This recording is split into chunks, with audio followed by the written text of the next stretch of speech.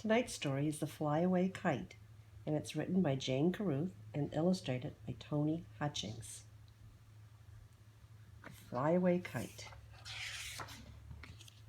Hoppity always wanted to do the same things as his big brother Bobtail. One day Bobtail was flying his kite.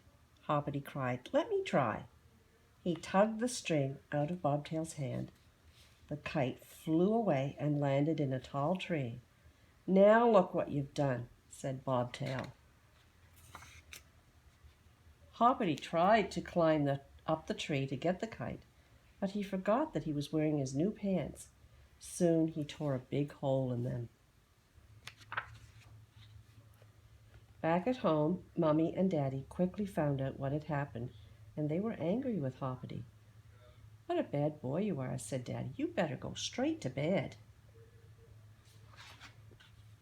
Sadly, Hoppity tucked himself in bed, and he soon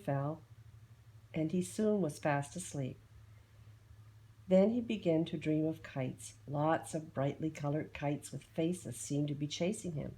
Some of them seemed to be laughing at him, and others were angry or sad. Hoppity ran away from them as fast as he could. "Help me, help me," he cried aloud.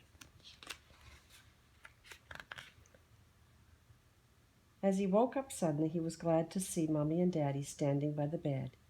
Even sleepy Bobtail had come to comfort Hoppity. "Don't be scared," said Mummy. "We will stay with you, and you will soon forget your bad dream." Hoppity soon fell asleep again, and in the morning he felt much better. After breakfast, Bobtail left for school. Hoppity and his mother waved goodbye to him at the door. Hoppity went back to the tree, but the kite was out of reach. "Never mind," said a little bird. "I know how we can get it down for you."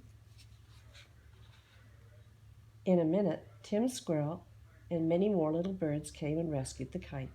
"Thank you very much," called Hoppity, and he ran home with the flyaway kite under his arm. "Look, Mummy, I've got the kite back," he called. But then he saw that it was torn and had lost some of its beautiful tail. "Oh dear, it's all broken," he said sadly. Mummy had a look at the torn kite. "That's not so bad," she smiled. "We can make it strong enough to fly again." Out came her sewing box, and she sewed a neat patch over the hole. Hoppity sat down and made a lovely new tail to flutter behind the kite. The day passed very quickly, and soon Bobtail came home from school. Hoppity was very glad to see his brother. "Here's your kite," he smiled, "and it's just as good as new."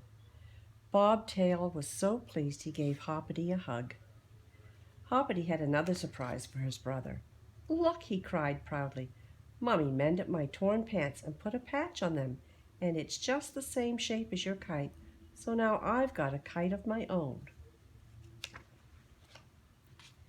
"Perhaps we can do even better than that," said Bobtail with a wink.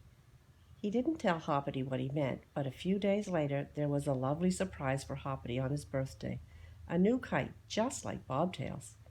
"Let's go and fly them together," cried Hoppity, and they ran along.